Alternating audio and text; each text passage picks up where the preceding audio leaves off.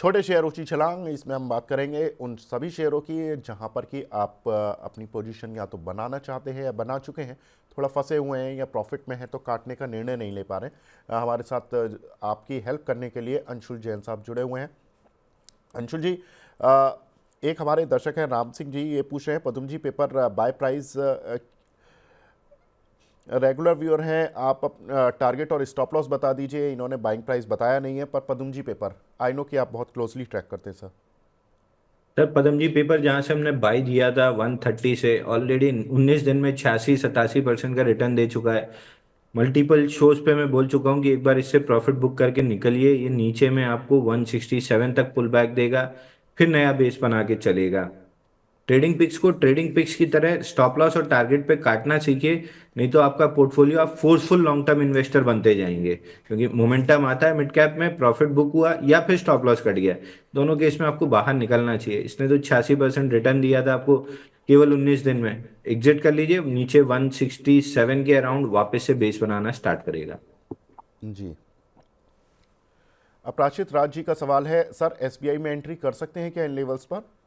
Sir S banking B sector के, जी banking sector के नतीजे भी आने वाले हैं। अब नतीजे शुरू हो रहे हैं। मैं एक रिपोर्ट पढ़ रहा था सर कि एसबीआई के नतीजे पीएसयू स्पेस में सबसे बेहतरीन देखने के लिए मिल सकते हैं।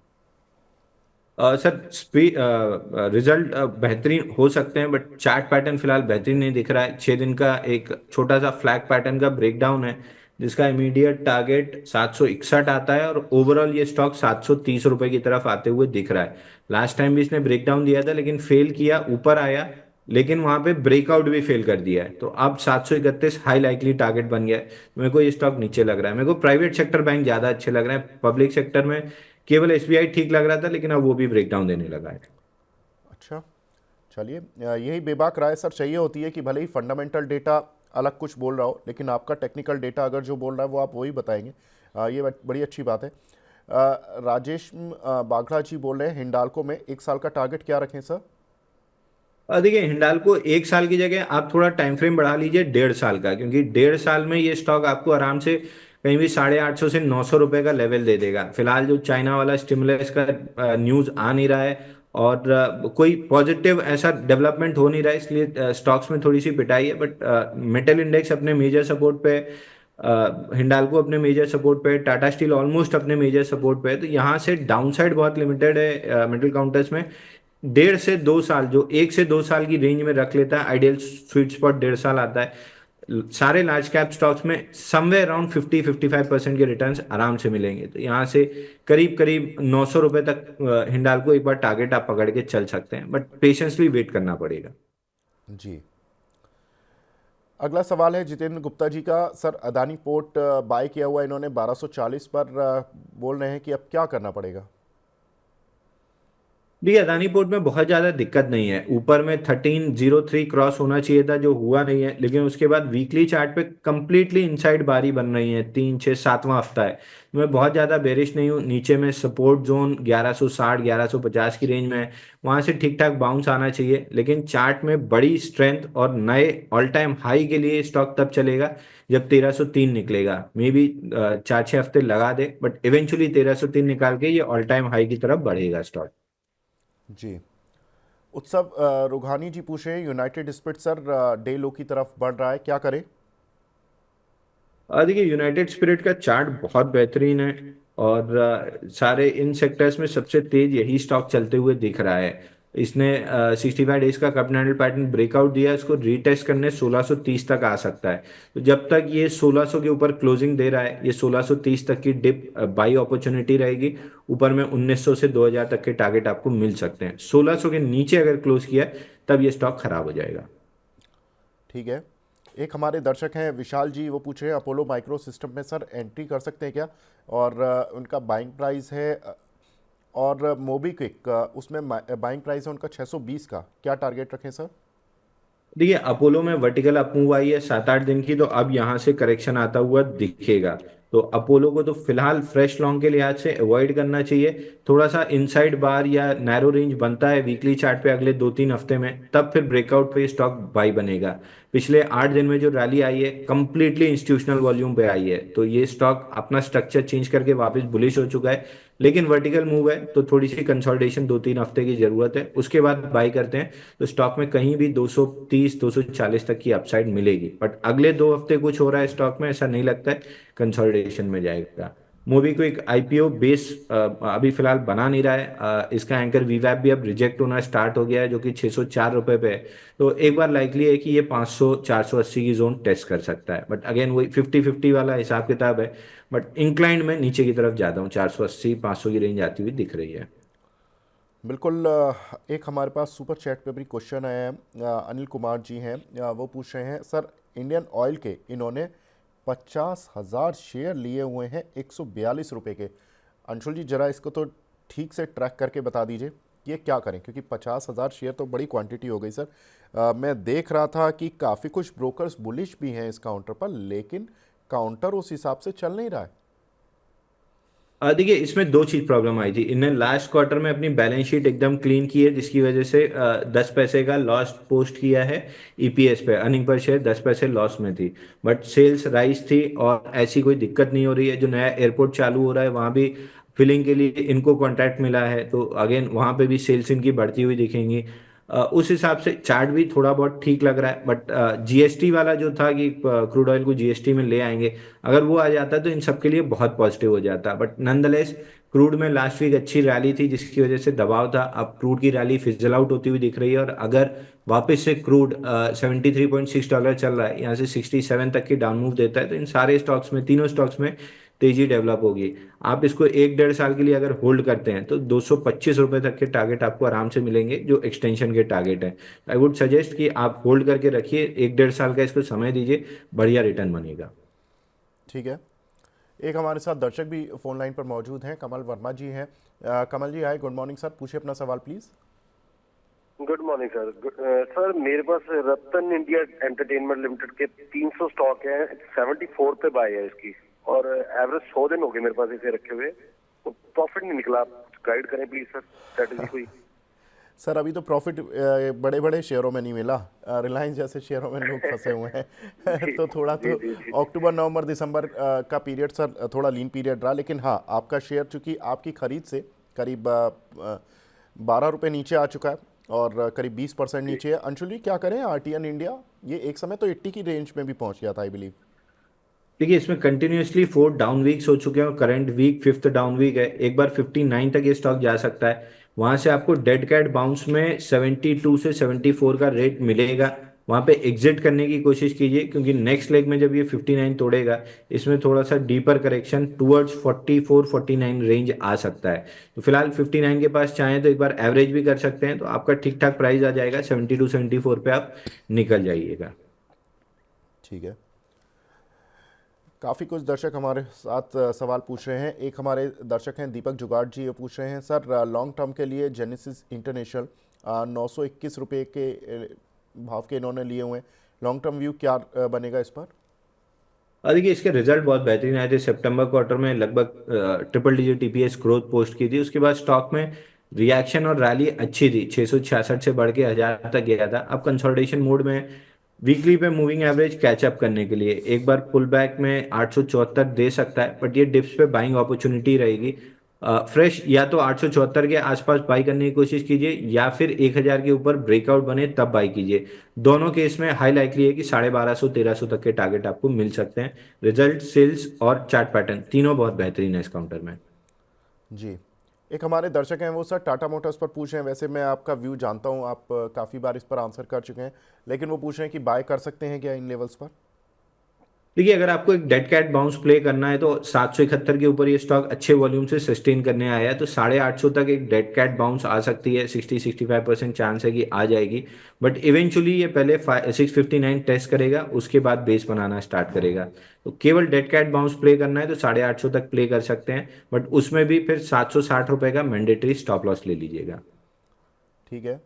मुकेश कन्वर जी सवाल पूछ रहे हैं सर, आईटीआई पर 1000 शेयर हैं 456 रुपये के, अच्छा खासा पैसा इनको आज बन रहा है, क्या करें सर, प्रॉफिट बुक कर लें या रखें अभी? देखिए आईटीआई में एक चीज मैंने देखी है जो मेरे को किसी स्टॉक में कभी नहीं दिखी।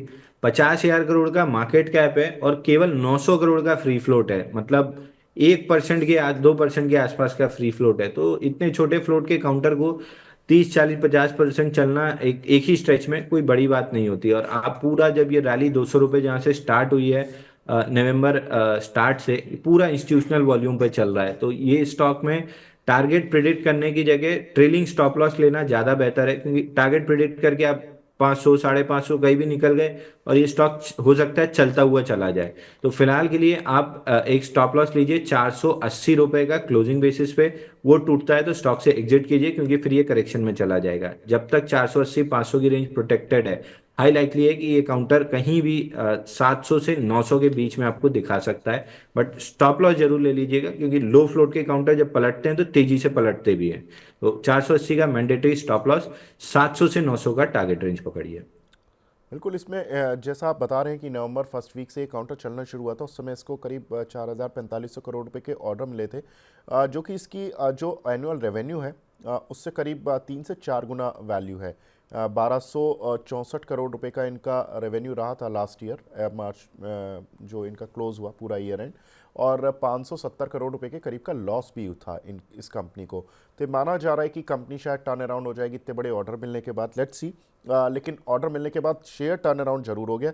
अभी कंपनी टर्न अराउंड का टाइम शायद आएगा, तभी काउंटर उस तरह से रिएक्ट भी करेगा। लेकिन सर ने टारगेट दे दिया विद आपको ट्रेलिंग स्टॉप लॉस, सर ध्यान रखिएगा।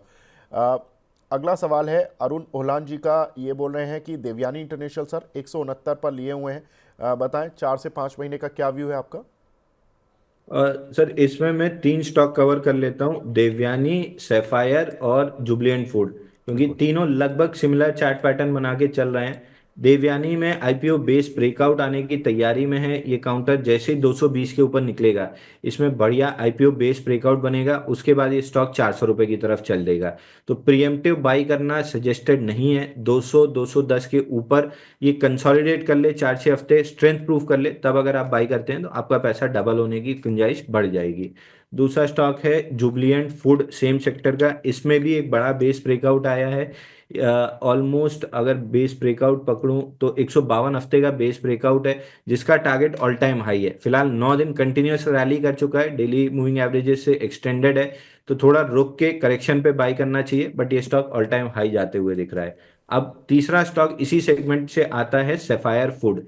123 हफ्ते का बेस ब्रेकआउट था आईपीओ का, उसके बाद 20 हफ्ते कंसोलिडेशन करके फाइनली ये स्टॉक चलना स्टार्ट किया है। तो इसको यहाँ पे लॉन्ग करके चल सकते हैं। 320 रुपए का स्टॉप लॉस अगर कोई लगाता है और 360 में बाई करता है, हाई लाइकली है 6 महीने से 1 साल में इनका पैसा लगभग लगभग डबल हो सकता है, क्योंकि ऊपर में 700 से 900 रुपए स्टॉक जाते हुए दिख रहा है। बड़े आईपीओ बेस का ब्रेकआउट है। तो आउट ऑफ 3 सैफायर फूड सबसे अच्छा लग रहा है, क्योंकि रिजल्ट भी अच्छे आ रहे हैं, सेल्स भी इनकी ग्रो हो रही है और चार्ट पैटर्न सबसे बेहतरीन है।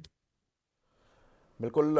एक हमारी रेगुलर व्यूअर हैं सोनी कुमारी जी, वो पूछ रही हैं, गुड मॉर्निंग विवेक सर, गुड मॉर्निंग जी। ओसवाल सीड इनका काफ़ी बार सवाल आ चुका है, इसका फंडामेंटल स्टेटस क्या है, होल्ड करें या सेल करें? 30 रुपये का लिया हुआ है। अंशुल जी आज फाइनली बता दीजिए, इनको या तो आज एंट्री में इसमें रहने देंगे या इनको एग्जिट करा के कुछ काउंटर रिप्लेस करा देंगे? इनकी परेशानी काफ़ी लंबी हो गई है।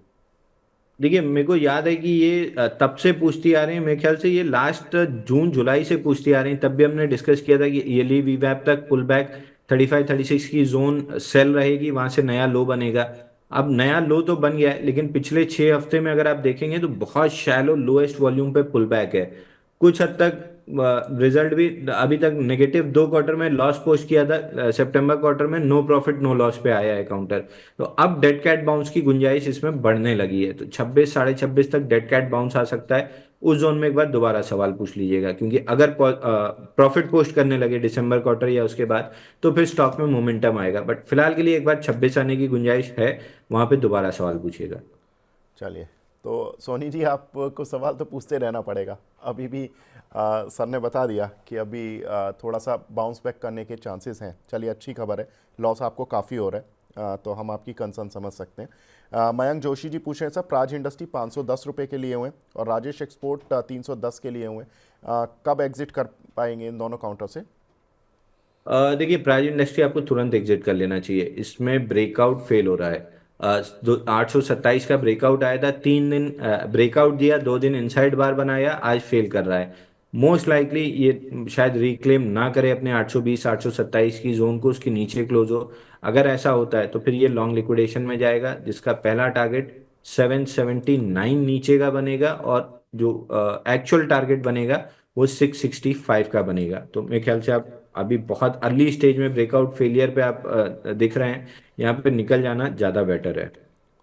ठीक है। और राजेश, एक्सपोर्ट में सर जिस तरह का मूव देखने के लिए मिला हमें, ये काउंटर पूरी ज्वेलरी की रैली आ गई, ख़त्म हो गई, लेकिन ये काउंटर तो नेगेटिव ही रहा। इस कंपनी में कुछ इश्यूज भी रहे हैं, कुछ ऑडिट को लेकर कुछ जो डॉक्यूमेंट्स थे वो पूरी तरह से गए नहीं, जिसकी वजह से कॉर्पोरेट गवर्नेंस को लेकर थोड़ा सा काउंटर ये फंसा है। अभी क्या लग रहा है सर, 230 240 की रेंज काफ़ी समय से ये गुजार रहा है, क्या लगता है कोई बाउंस की स्थिति है या अभी और ख़तरनाक हो जाएगा? देखिए फरवरी 2023 में इसने बाइंग क्लाइमैक्स किया था, और प्रॉब्लम ये थी कि प्रीवियस मल्टीपल हाइस को इसने उस समय रिजेक्ट किया था। तो वहां से जो लॉन्ग लिक्विडेशन चालू हुआ है, 433 पे रुकना चाहिए था, वहां भी नहीं रुका, डबल टॉप बना दिया मंथली चार्ट पे। तो एक बार यहाँ से डेड कैट बाउंस आ सकती है, क्योंकि पिछले हफ्ते में एक वॉल्यूम आया है 26 दिसंबर को, जो था 22 मिलियन का, 3600% राइस थी। तो कहीं ना कुछ इसमें स्टोरी जरूर पक रही है।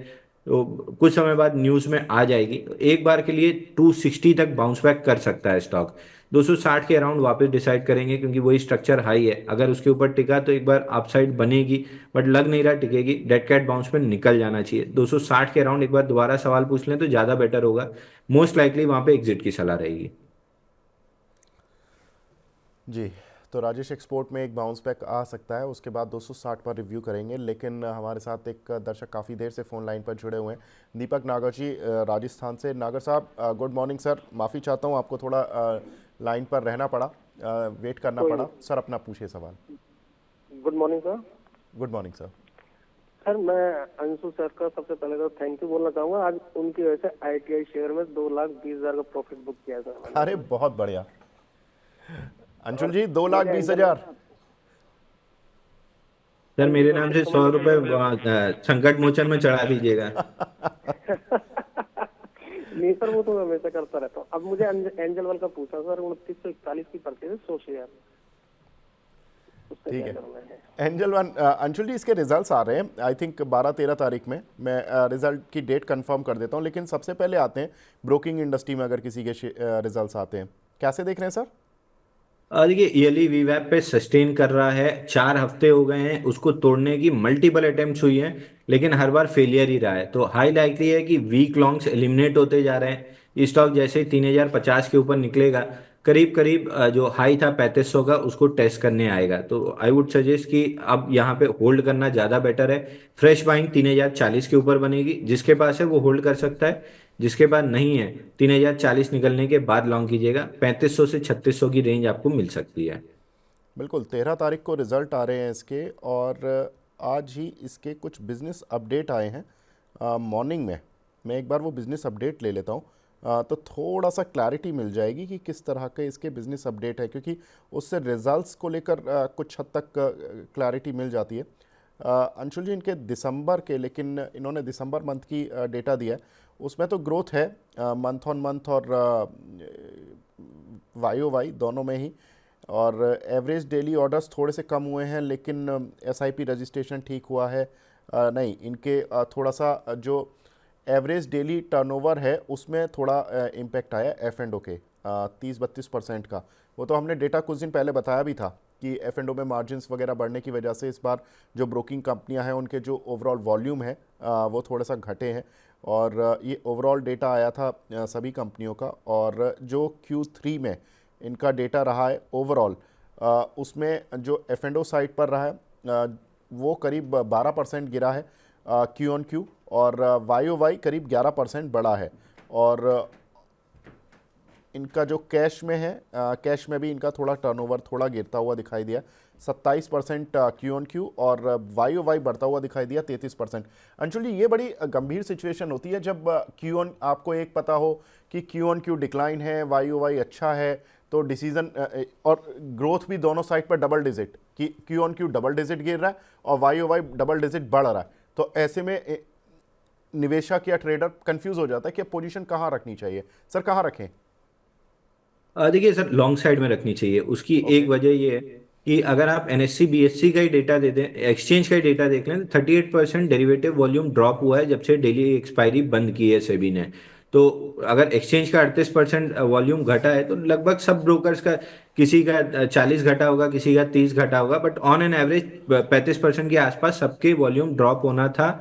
एक्सचेंज का ड्रॉप हुआ था तो सबके ड्रॉप होना था। लेकिन एक चीज समझिए, मैं हमेशा ये चीज बोलता हूँ कि शेयर बाजार में आपको लाती है आपकी उम्मीद, फाइनेंशियल फ्रीडम की उम्मीद, क्योंकि यही वो बाजार है जहां पे आप छोटी कैपिटल से भी बिजनेस स्टार्ट कर सकते हैं और बड़ा पैसा बना सकते हैं। तो वो उम्मीद ना कोई नियम, ना कोई कानून, ना कोई सेबी, ना कोई एनएससी कोई खत्म नहीं कर सकता। उस उम्मीद के सहारे ही लोग बाजार में आते हैं और ये उम्मीद हमेशा बनी रहेगी। और आप देखिए पिछले 10-12 साल में जिसने इस उम्मीद के साथ प्रॉपरली बाजार में या तो एसआईपी की है, म्यूचुअल फंड किया है, या किसी प्रोफेशनल के हाथ में पैसा दिया है, उसने वेल्थ जनरेट की है। तो ये इतिहास रहा है और यही भविष्य भी रहेगा। तो इन एक आध क्वार्टर में ये सारी चीजें एडजस्ट हो जाएंगी। जीरोधा अनलिस्टेड है, नितिन कामत, निखिल कामत ने ऑलरेडी बोला था कि हमारा 38% वॉल्यूम ड्रॉप होगा। तो ये चीज सबको पहले ही से पता थी जब से डेली एक्सपायरी बंद हुई है।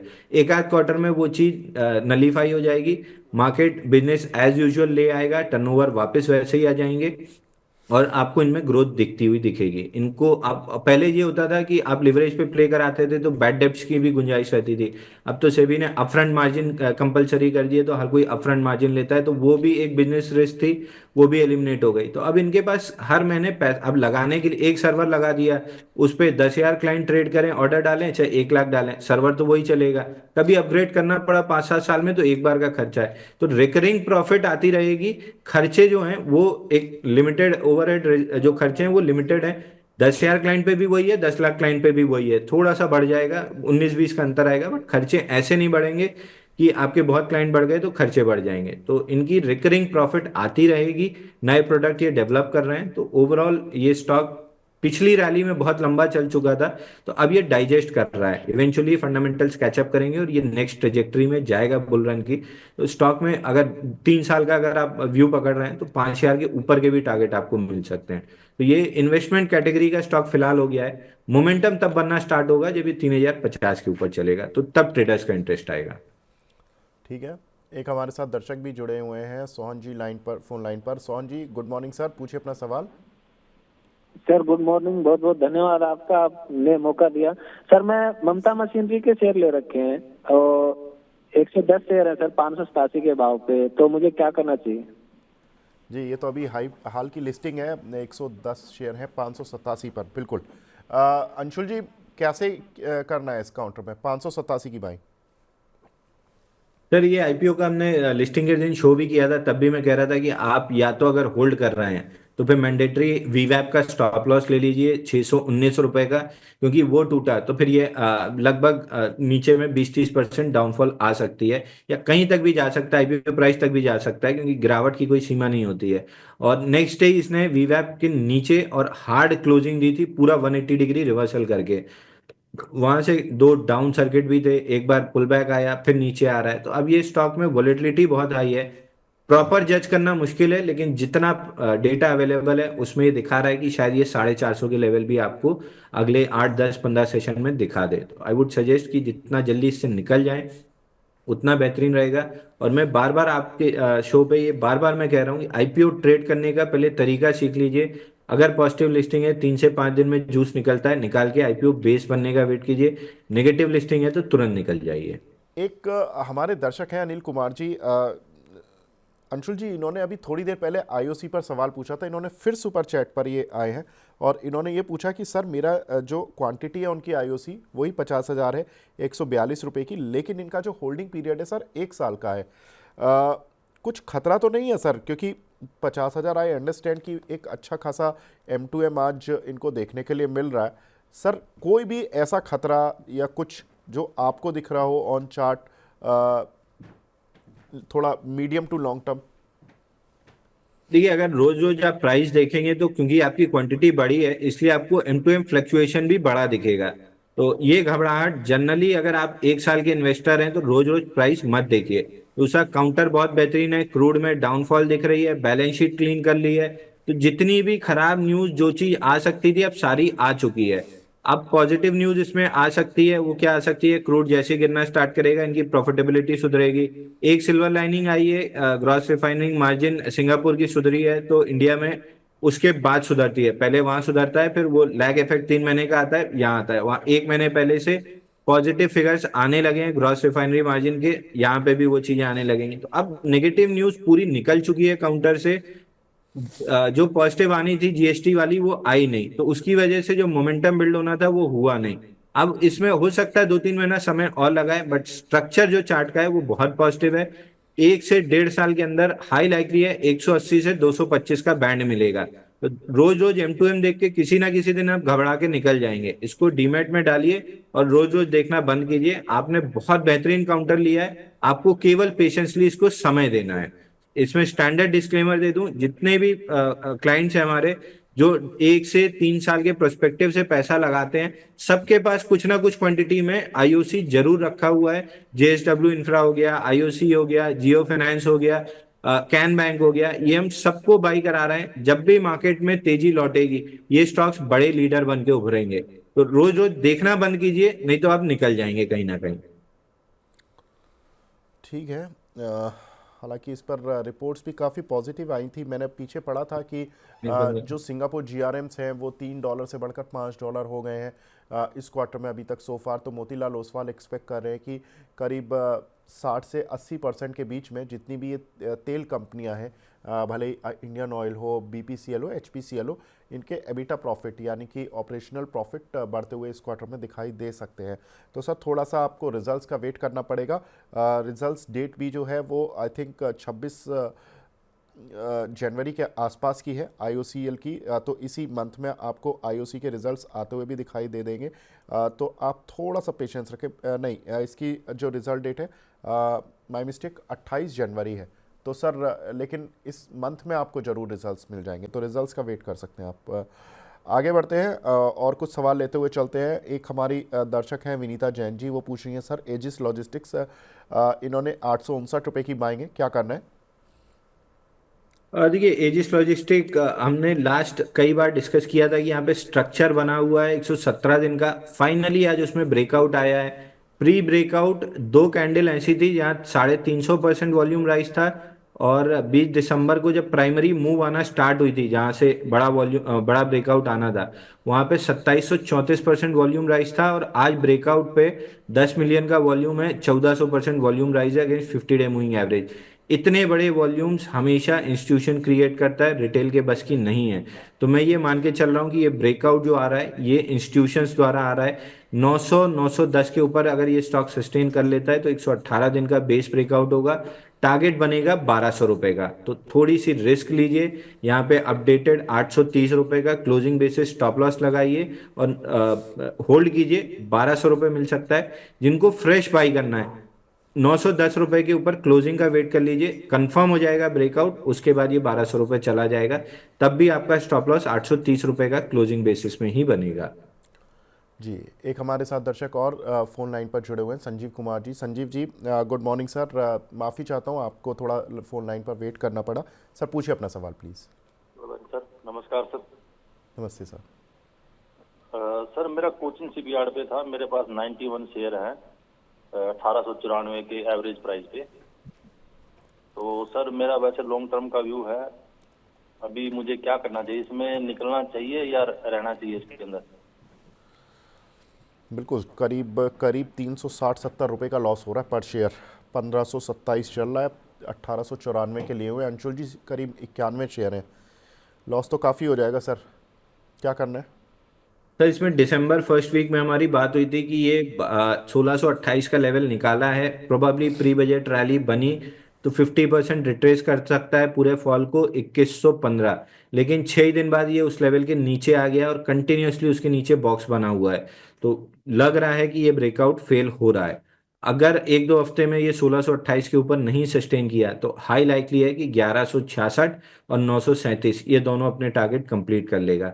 पीएसयू जितने ये स्टॉक्स थे प्रीवियस विनर सब में प्री बजट रैली के लिए एक ब्रेकआउट बना था, इमीडिएटली 7-8 दिन में मेजॉरिटी ऑफ द स्टॉक्स में ब्रेकआउट फेल हो गया है और वापस जो लोअर टारगेट्स हम डिस्कस कर रहे थे वो ओपन हो चुके हैं। तो मुझे 1166 937 लग रहा है। एक दो हफ्ते में अगर 1628 नहीं आया तो हाई लाइकली है कि ये अपने टारगेट्स कंप्लीट कर लेगा, और आ भी जाता है तो बहुत हद तक मेरे को लग नहीं रहा है 50% रिट्रेसमेंट कर पाएगा। ये जाके 1860 1880 पे अटक जाएगा, वहां से गिरेगा तो 1166 आएगा। तो दोनों केस में डाउन साइड ज्यादा दिख रही है, बेटर है कि एग्जिट कर लें। बिल्कुल, तो बेटर है एग्जिट कर लें सर। लेकिन सर ने बता दिया कि ये जो बॉक्स जो बना था एक टेक्निकली वो उस लेवल के नीचे आ गया, तो बॉक्स में जो लेवल बन रहा था उसकी वजह से काउंटर थोड़ा सा वीक हो गया। अभी तो निकल जाना ठीक रहेगा आपके लिए, लेकिन अंशुल जी लॉस बहुत हो जाएगा, आपको आज कॉल देकर जानी पड़ेगी। इस तरह के हमारे जो निवेशक हैं, दर्शक हैं, जिनको लॉस करीब 20-20% का आज अगर बुक करना है। लेकिन आगे बढ़ते हैं। एक हमारे दर्शक हैं योगेश जी, सुजलॉन 69 में लिया है सर, कृपया मार्गदर्शन करें, क्या करना है? देखिए सर, सुजलॉन के साथ बड़ी प्रॉब्लम ये है कि अच्छा हाँ ठीक है, फाइनली कुछ तो किया इसने। 65 का मेक और ब्रेक लेवल था, 4 बार बॉक्स बना, एक बार नीचे बना ब्रेकआउट दिया, 72.5 नहीं गया, फिर बॉक्स बनाया ब्रेकआउट दिया फेल किया, 65 के नीचे आ गया, चौथी बार फाइनली 65 के नीचे बॉक्स बना के ब्रेक डाउन दे रहा है। 50 रुपये 60 पैसे का टारगेट खुलता हुआ दिख रहा है इस काउंटर में। अंशुल जी मिड कैप स्मॉल कैप को तो बहुत ही बुरी तरह से कार्नेज किया हुआ है, 2 से 5% गिरे हुए हैं। ऐसा तो कोई मतलब कोई खबर है, कुछ आपको पता है कि क्यों गिरे हुए हैं आज ये सारे? स्मॉल कैप स्टॉक सर, जी। देखिए मिड कैप स्मॉल कैप तो मैं 3 महीने से कह रहा हूँ कि आपको मार्च तक इन स्टॉक से एकदम दूर रहना चाहिए, क्योंकि एक बार स्मॉल कैप इंडेक्स ने ऑल टाइम हाई मतलब हाई टच करने की भी कोशिश की, लेकिन 70% ऑफ द स्टॉक्स अपनी फॉल का 50% नहीं रिट्रेस कर पाए। तो इसलिए मैं बहुत कॉन्फिडेंट था कि मार्च तक तो इनका समय नहीं आ रहा है, और जब समय भी आएगा मार्च के बाद तो नए विनर्स उभर के आएंगे, ये पुराने विनर्स में कोई मूव नहीं आएगी। हर बार ये इतिहास रहा है कि नई रैली में नए विनर्स चले हैं, पुराने विनर्स हमेशा पिटते रहे हैं। 2017-18 के विनर्स अभी तक आके नहीं चल पाए हैं, बेस नहीं बना पाए हैं। तो इसलिए बाइंग क्लाइमेक्स वाले स्टॉक से निकल जाइए। मिड कैप स्मॉल कैप में एक एक सिंपल मैं आपको तरीका बता देता हूँ कब ट्रेड करना है कब नहीं करना है मिड कैप स्मॉल कैप। ये बिल्कुल ब्रॉड है, इसके फिर आपको फाइन लाइन जाना पड़ेगा स्टॉक्स आइडेंटिफाई करने। बट एक माहौल जिसको हम कहते हैं कि माहौल बन रहा है कि नहीं बन रहा है, 10 पीरियड मूविंग एवरेज अगर अपने 20 पीरियड मूविंग एवरेज से ऊपर है स्मॉल कैप 250 इंडेक्स का, तो ये वो माहौल है जहां पे मिड कैप स्मॉल कैप आपको ट्रेड करना चाहिए। अगर ये नहीं है तो सेटअप कितना भी अच्छा हो, पैटर्न कितना भी अच्छा हो, उसके फेल होने की प्रोबेबिलिटी 50% से ज्यादा होती है। अभी वो माहौल नहीं है, अगले 3 महीने आते हुए नहीं दिख रहा है, और बदकिस्मती से मैं मिड कैप स्मॉल कैप का ही प्लेयर हूँ। मेरे को बहुत मुश्किल हो रही है स्टॉक्स आइडेंटिफाई कर करके निकालने में। मार्च के बाद फिर वही वापस माहौल लौटेगा इजी मनी का, जहां ब्रेकआउट्स बाई करेंगे 20-20 30-30% चलेंगे। तो अभी कैपिटल प्रोटेक्ट करने का समय है। मैं कितनी बार मैं खुद ही स्टैंडर्ड डिस्क्लेमर दे चुका हूं कि मैं mid cap small cap player हूं, लेकिन मैं पूरा पैसा रिलायंस में डाल के बैठा हूं, क्योंकि ये समय कैपिटल प्रोटेक्ट करने का। गिरावट आएगी तो रिलायंस में आएगी, वो 8-10% के अंदर सीमित हो जाएगी, और बाउंस बैक में वो तुरंत मेरा पैसा खाली करा देगा और मैं मिड कैप स्मॉल कैप में उसको शिफ्ट कर लूंगा। तो ये कैपिटल प्रोटेक्शन का मोड समय है, मिड कैप स्मॉल कैप से बिल्कुल दूर रहिए। बिल्कुल। एक खबर जो कि थोड़ा सा इंडियन मार्केट को शायद परेशान भी कर रही है, वो है HMPV केसेस इंडिया में भी आ गए हैं। 2 केसेस कर्नाटका में डिटेक्ट हुए हैं, और ये 2 बच्चे हैं, इन्फेंट बच्चे हैं। एक करीब 3 महीने की बच्ची है और एक 8 महीने का बच्चा है। हालांकि इनका कोई इंटरनेशनल ट्रैवल नहीं रहा, लेकिन ये केसेस डिटेक्ट हुए। दोनों बच्चे रिकवर भी हो रहे हैं, लेकिन एक बच्ची तो डिस्चार्ज भी हो चुकी है, और बच्चा जो है 8 महीने वाला वो अभी रिकवरी फेस में है। वैसे तो हमारी अमित सर से भी बात हुई थी कि इस वायरस से इतना ज़्यादा घबराना नहीं है, कुछ इतना बड़ी खबर नहीं है, क्योंकि इंडिया में सर्दी जुकाम हल्का बहुत फीवर तो ये आना एक आम बात है। और गवर्नमेंट ऑफिशियल्स ने भी अभी तक तो वीकेंड में इसी तरह के स्टेटमेंट दिए, लेकिन हाँ ICMR इसको क्लोजली वॉच कर रहा है, और मे बी कि कोई बड़ी घटना ना हो इस वायरस से संबंधित। तो ये थोड़ा सा मार्केट को शायद हो सकता है कि आज थोड़ा सा सेंटिमेंटल इम्पैक्ट भी हो सकता है।